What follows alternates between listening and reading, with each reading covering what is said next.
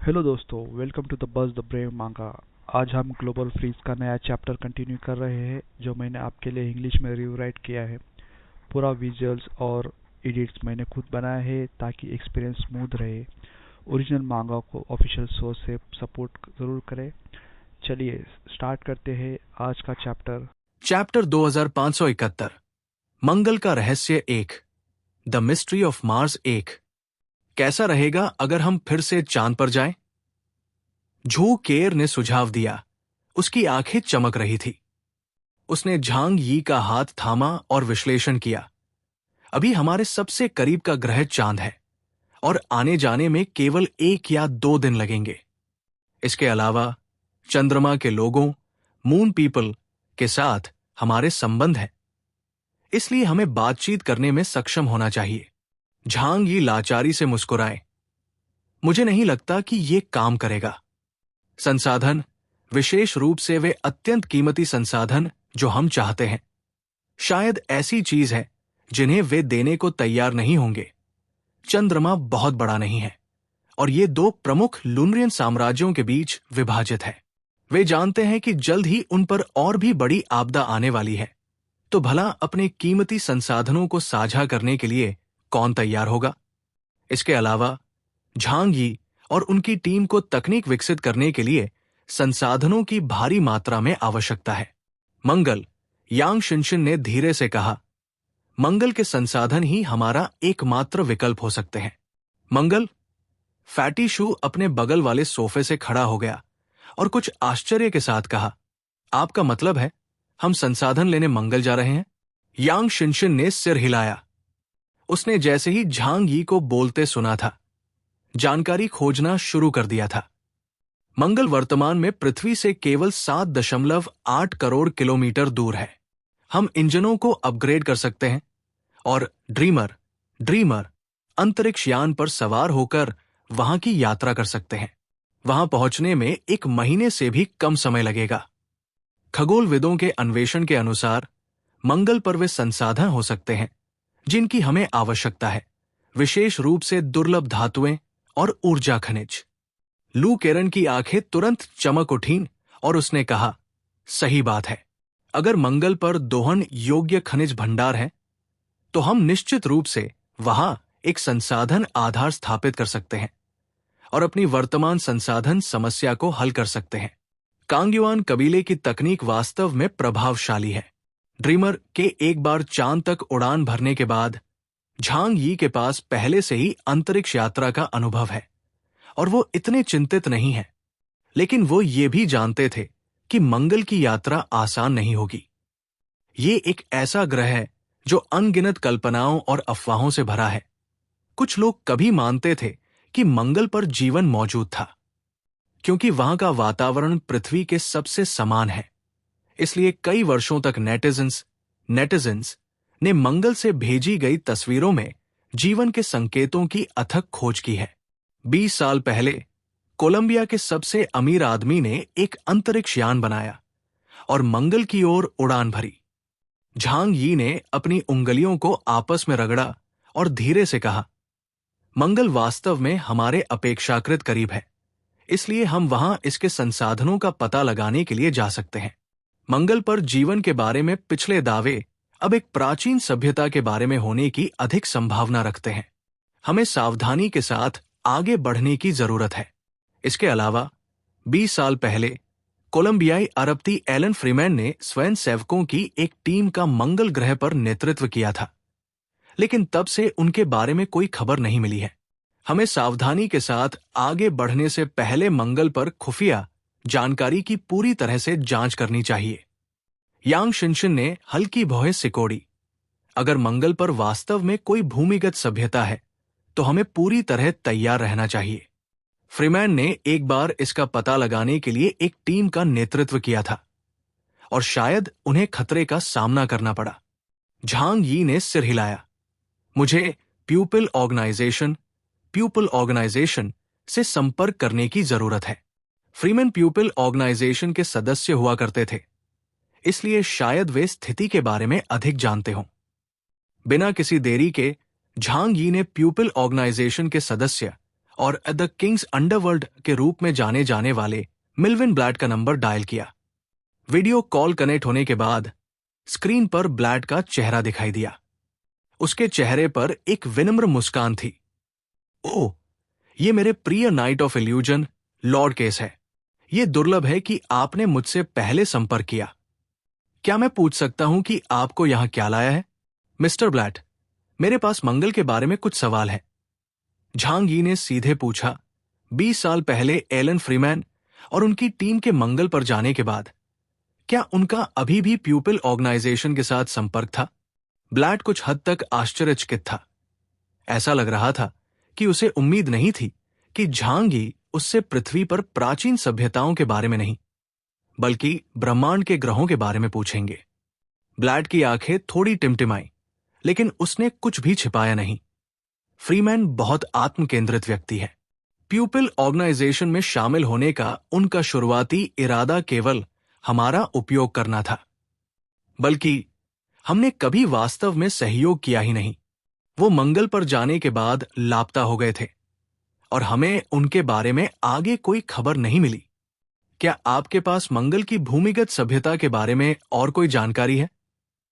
हालांकि झांग यी कुछ हद तक निराश थे, फिर भी उन्होंने पूछना जारी रखा। ब्लैट ने धीमी आवाज में कहा, मंगल ग्रह की भूमिगत सभ्यता का अस्तित्व पूरी तरह से रहस्य नहीं है। ऐसे संकेत भी है कि उनकी तकनीक बहुत उन्नत है, शायद पृथ्वी की कुछ उन्नत सभ्यताओं के बराबर। फ्रीमैन का गायब होना इसी भूमिगत सभ्यता से संबंधित हो सकता है। जैसा कि आप जानते हैं, भले ही हमारी तकनीक अंतरिक्ष यात्रा के लिए पर्याप्त उन्नत है, हम केवल कम दूरी की यात्रा कर सकते हैं। चंद्रमा तक पहुंचना ही सीमा है। हर कोई जानता था कि एलन फ्रीमैन का मंगल मिशन एक तरफा यात्रा, वन वे ट्रिप थी, जिसमें वापसी संभव नहीं थी। इसलिए हमारे प्यूपिल ऑर्गेनाइजेशन के पास भी मंगल के बारे में कोई और खुफिया जानकारी नहीं है। झांग यी को कुछ पछतावा हुआ, लेकिन फिर भी उन्होंने कहा, फिर एलन फ्रीमैन की मंगल लैंडिंग योजना के संबंध में मुझे कुछ और विस्तृत जानकारी चाहिए। वे सभी राज्य के रहस्य हैं। बाहरी लोगों के पास उन्हें जानने का कोई तरीका नहीं है। लेकिन झांग यी का मानना है कि टोंग टोंग संगठन के पास उन्हें पाने का कोई रास्ता जरूर होगा। बस कुछ खुफिया जानकारी, मैं इसे जल्द ही आप तक पहुंचा दूंगा। नहीं, ब्लैट एक पल के लिए रुका, जैसे कि वो ये सोचने की कोशिश कर रहा हो कि इसे कैसे कहा जाए। साथ ही मुझे आपको याद दिलाना चाहिए, होली सी से सावधान रहें। उन्होंने हाल ही में यूरोपीय क्षेत्र में एक प्राचीन सभ्यता के साथ सहयोग समझौता किया है और दुनिया की उथल पुथल का फायदा उठाते हुए उन्होंने बड़ी संख्या में विश्वासियों को इकट्ठा किया है। झांग यी ने अपनी आंखें सिकोड़ी। होलीसी चंद्रमा की घटना के बाद झांग यी के मन में होलीसी के प्रति कोई सद्भावना नहीं थी। उन लोगों ने वास्तव में 6 पीढ़ियों के साथ विश्वासघात किया और समाल को अनसील करने के लिए चुना। वो पागलपन है। अगर पोप अलेक्जेंडर एक्स की मृत्यु नहीं हुई होती, तो हम वास्तव में इस मामले में वेटिकन से स्पष्टीकरण की मांग करते। महामहिम ब्लैटर, राइटियस चर्च के कट्टर दुश्मन के रूप में आपको उनके रहस्यों को अच्छी तरह से जानना चाहिए। क्या आप मुझे बता सकते हैं कि वे इतने भयानक क्यों हैं? ब्लैट का भाव गंभीर हो गया। होलीसी का लक्ष्य केवल शक्ति का विस्तार नहीं है, उनके पीछे एक शक्तिशाली ताकत है और वे किसी प्रकार के बलिदान को पूरा करने के लिए पूरी मानव जाति की शक्ति का उपयोग करने की योजना बना रहे हैं। हमारा एक अनुमान है, हालांकि इसका कोई सीधा सबूत नहीं है, लेकिन इसके सच होने की बहुत संभावना है। द लॉर्ड्स चर्च निर्माता की पूजा नहीं करता है, बल्कि द ड्रकर की। झांग यी का दिल तेजी से धड़कने लगा। इस खबर ने उन्हें संकट की एक अभूतपूर्व भावना से भर दिया। पूरी मानवता का बलिदान, ड्रकर्स को जगाना, वे पागल हो गए हैं। ब्लैट का स्वर बर्फीला था। होलीसी अपने अज्ञात उद्देश्यों को प्राप्त करने के लिए पूरी मानव जाति के बलिदान के माध्यम से प्राचीन राक्षस देवताओं, डीमन गॉड्स कि शक्ति को जगाने की योजना बना सकती है और उनका लक्ष्य निश्चित रूप से विश्व व्यवस्था को पूरी तरह से बदल देगा। झांग यी चुप हो गए। उनके दिमाग में खतरनाक विचारों की एक श्रृंखला तेजी से उभर रही थी। होली सी न केवल एक धार्मिक संगठन है, बल्कि एक अंधकारमय शक्ति भी है जो प्राचीन सभ्यताओं के साथ सहयोग करती है। इसकी तुलना में मंगल पर भूमिगत सभ्यताएं शायद हिमशैल का केवल सिरा, टिप ऑफ द आइसबर्ग मात्र है। मैं समझता हूं, ब्लैट। झांग यी का स्वर गंभीर था। मैं अधिक सावधान रहूंगा, लेकिन हमारे पास अभी एक अधिक दबाव वाला मुद्दा है।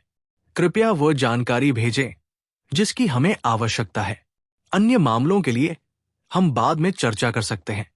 कॉल काटने के बाद झांग यी अपनी आंखों में एक दृढ़ संकल्प के साथ भीड़ की ओर मुड़े। हम एक नया संसाधन आधार स्थापित करने के लिए मंगल की ओर बढ़ेंगे। जहां तक होली सी का सवाल है, हमें उनके प्रति भी अधिक सतर्क रहना चाहिए। लू केरन, यांग शिनशिन और अन्य लोगों ने एक दूसरे की ओर देखा। सभी समझ गए थे कि झांग यी ने अपना फैसला कर लिया है। आगे की कठिनाइयों के बावजूद ये फिलहाल उनका सबसे अच्छा विकल्प है। शक्तिशाली बनो। एक बार जब आप पर्याप्त शक्ति प्राप्त कर लेते हैं, तो सभी साजिशें, योजनाएं और खतरनाक दुश्मन बादलों की तरह गायब हो जाएंगे। चैप्टर 2572, मंगल का रहस्य 2, द मिस्ट्री ऑफ मार्स 2। हुआक्सू साम्राज्य का महान प्रवास शुरू हुआ। 6 क्षेत्र 6 मजबूत भुजाओं की तरह जो एक साथ अंदर की ओर खिंच रहे हैं और मध्य मैदान, सेंट्रल प्लेन्स क्षेत्र के करीब आ रहे हैं। पूरे महाद्वीप की परिवहन लाइनें, आपूर्ति लाइनें और प्रवास मार्ग दिल से वापस सिल दिए गए थे, एक एक करके, जैसे कोई अत्यंत महीन चांदी की सुइयों का उपयोग कर रहा हो। परिधि, पेरिफेरी पर रहने वाले निवासियों और औद्योगिक क्षेत्रों को उखाड़ दिया गया, पैक किया गया और बैचों में अंदर की ओर धकेल दिया गया। बड़े ठंड प्रतिरोधी परिवहन विमान F-37 जमे हुए मैदानों के ऊपर नीचे से गुजरे, जो चींटियों के झुंड की तरह भीड़ और उपकरणों को ले जा रहे थे। हटाई गई भारी मशीन टूल्स, ऊर्जा शोधन कक्ष, एनर्जी रिफाइनिंग चेंबर्स, चिकित्सा स्टेशन, इनक्यूबेटर और पारिस्थितिक गोदामों को भी अंतर्देशीय पहुंचाया गया। सड़कों पर न तो कोई विलाप था, नहीं कुछ साल पहले की शुरुआती प्रलय जैसी घबराई हुई चीखें। सबके चेहरे शांत थे। किसी ने नहीं पूछा तुम क्यों जा रहे हो, और किसी ने शिकायत नहीं की ये हमारा घर है। हर कोई जानता है कि अब पुरानी यादों के बारे में बात करने का समय नहीं है। अब जीवित रहने, सर्वाइवल के बारे में बात करने का समय है। ये निकासी बिना किसी धक्का मुक्की या सैन्य जूतों के दबाव के हुई। ये अधिक एक सक्रिय, सामूहिक पीछे हटने जैसा था। हुआक्सू साम्राज्य खुद को एक खोल, शेल में डाल रहा है। मांसपेशियों को अंदर की ओर लपेटना और रक्तवाहिकाओं को हृदय की ओर सुरक्षित करना। 6 प्रमुख क्षेत्र मध्य मैदान की ओर बढ़ रहे हैं। तियानहाई शहर मुख्य केंद्र के रूप में। वो हमारा नया केंद्रीय क्षेत्र होगा। बाहरी घेरा छोड़ दो और अपनी जान बचाओ। ये वाक्यांश सैन्य चैनल पर कई बार दोहराया गया था। स्थानांतरण कतार के सामने सैनिकों को आश्वस्त करने के लिए जिम्मेदार कुछ कनिष्ठ कमांडर लाउडस्पीकर में बोल रहे थे। चिंता न करें, बाद में नए शहर होंगे। पुराने घर फिर से बनाए जा सकते हैं, लेकिन यदि आप अपनी जान गंवा देते हैं तो आप सब कुछ खो देते हैं। ये एक कच्ची टिप्पणी थी, लेकिन किसी को भी ये अपमानजनक नहीं लगी।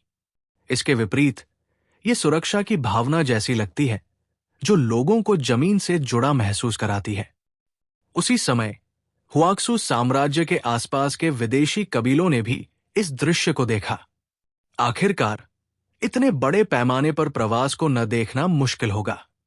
वे मूल रूप से इस बारे में सोच रहे थे कि हुआक्सू साम्राज्य के साथ अपने संबंधों को कैसे संतुलित किया जाए, क्योंकि वे अब उसके क्षेत्र के भीतर समा गए थे। अब झांग यी ने वास्तव में बाहरी क्षेत्रों के लगभग सभी क्षेत्र स्वेच्छा से छोड़ दिए हैं। हालांकि इस उच्च तकनीकी युग में क्षेत्र के आकार का अब कोई खास महत्व नहीं रह गया है, लेकिन यह स्पष्ट है कि हर प्राचीन सभ्यता तकनीकी रूप से उन्नत नहीं थी। उदाहरण के लिए फैंग वुल्फ कबीला और झू रोंग कबीला खुद को मजबूत करने के लिए धीरे धीरे अपनी तकनीक को कम कर रहे थे ताकि उस पर अत्यधिक निर्भरता से बचा जा सके, और अंततः कांग युआन कबीले की तरह बन गए जो आधे मानव और आधे मशीन थे। इसलिए वे पीछे हटने की हुआक्सू साम्राज्य की पहल से बहुत संतुष्ट थे। आयनक्लैड कबीले के गश्ती स्काउट्स बर्फीली हवाओं से चिकनी हुई एक ऊंची जमीन पर खड़े होकर हुआक्सू साम्राज्य के प्रवास मार्ग को देख रहे थे। वे मनुष्य किनारे से पीछे हट रहे हैं, स्वेच्छा से एक बड़ा निर्जन बफर जोन पीछे छोड़ रहे हैं। उन्होंने संचार के अपने अपने माध्यमों से विचार साझा किए।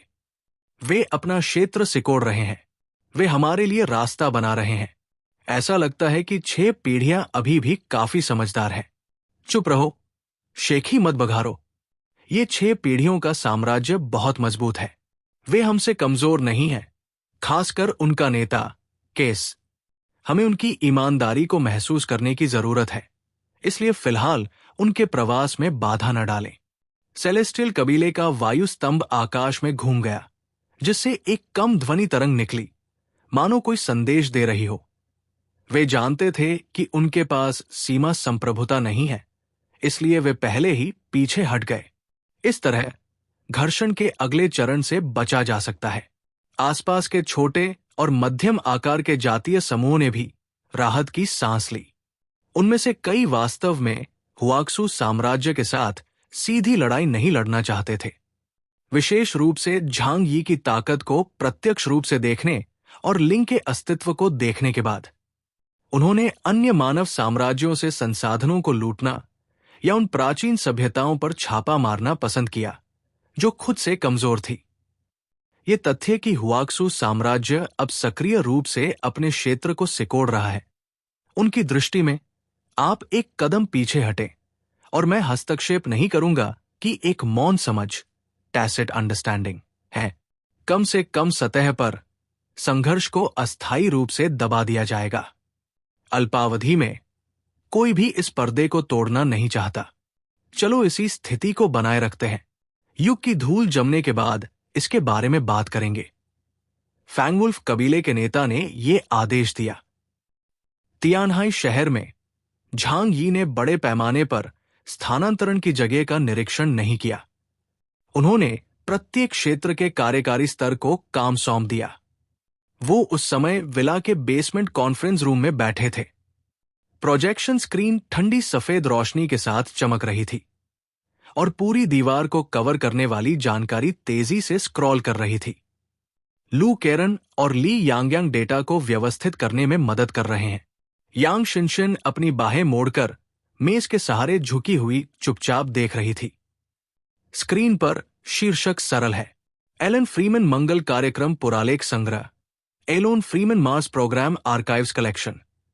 यह दस्तावेज अभी ब्लैटर द्वारा भेजा गया था। इसमें 20 साल पहले के प्यूपिल ऑर्गेनाइजेशन के आंतरिक रिकॉर्ड है। साथ ही कुछ डीप स्पेस ऑब्जर्वेशन डेटा भी है, जिन्हें केवल इंटरसेप्ट किया गया था और सार्वजनिक नहीं किया गया था। इन्हें सामान्य माध्यमों से प्राप्त करना बिल्कुल असंभव है। वीडियो फाइल खुली तो थोड़े संकुचित इमेज क्वालिटी वाला एक पुराना वीडियो सामने आया। तस्वीर में दिख रहे आदमी के बाल थोड़े घुंघराले हैं, बहुत छोटी दाढ़ी है, चेहरा पतला है, लेकिन उसकी आंखें डरावनी हद तक चमकदार है। वो एक धातु अनुभाग के केंद्र में खड़ा था। उसके पीछे नीले रंग के क्रायोजेनिक चैम्बर चमक रहे थे। वो मुस्कुरा रहा था।